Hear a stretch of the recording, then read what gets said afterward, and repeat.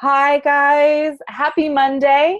I'm popping on with a quick pro tip that just kind of popped in my mind. For those of you that I've not yet met, my name is Rachel Carey, and I am a leadership coach.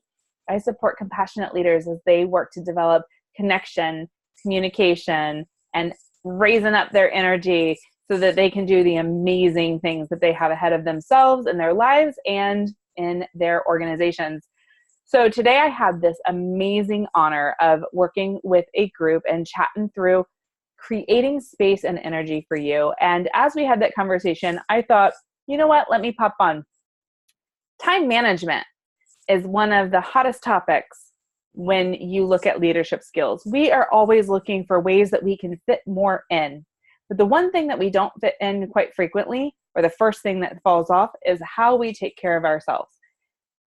I want to work to shift that mindset. I think that by making sure that we are nurturing ourselves, fueling ourselves with the energy that we need to show up, not just with the diet and the exercise, but also just what we need to do for our energy, is so critical in the way that we show up and serve. In fact, it should be our number one priority so that we can serve others greatly. This was probably one of the biggest shifts that I made in my entire life. I know that as a leader, I was raised up in life and in my career to lean in more when things got crazy. Here's how I shifted. I have learned to lean into myself, that I need to ensure that when things are crazy, that I am my best self. I am as rested as I can be. I've taken care of my energetic well-being leading up to any day. And so I'm ready when the stuff hits the fan. This has been a critical shift. So how do I do it? On days that are busier, I ensure that I'm still honoring myself. I might shift when I fit that in, but I know that I have certain non-negotiables. So knowing your non-negotiables is number one.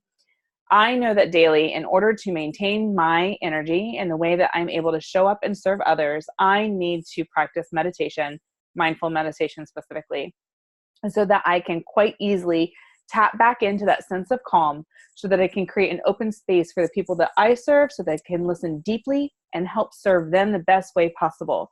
I can't show up and fill up that room with all of my thoughts and energy and worries and still support the people that I'm here to support in the same way.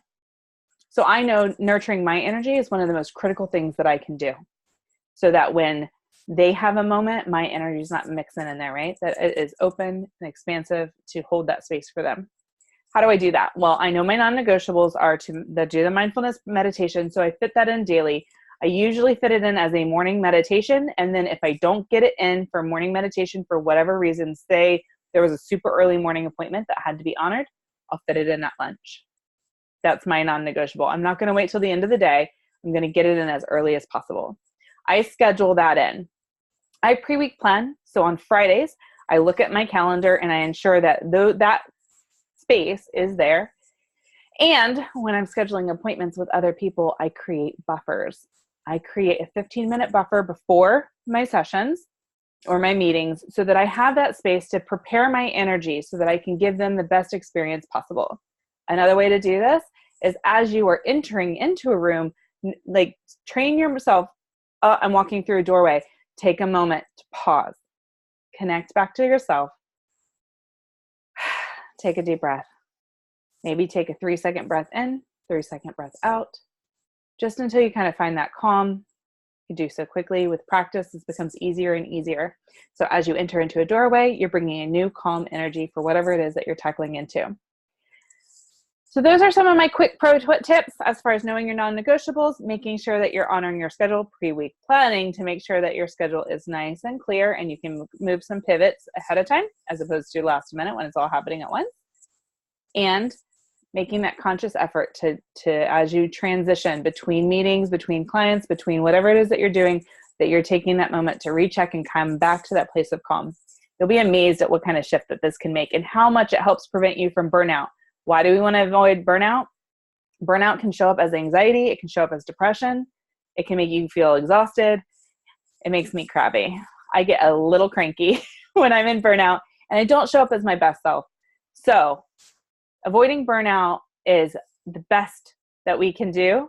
Once you're in it, there's definitely certain steps that you can take to get out of it. But the best thing that you can do is honor yourself daily so that you are fueling and you are feeling good. And these, I hope, are helpful tips. I was thinking that this might be a fun thing to do on a regular basis. If you think so too, like and comment this post, and maybe shoot me a PM, or feel free to comment below and let me know some other topics that you would like to hear more about, where it relates to your energy, it relates to mindfulness, it relates to you showing up the best you possible in the career that you have chosen. I hope that you guys have a great rest of your week, and I'll talk to you soon. Take care. Bye.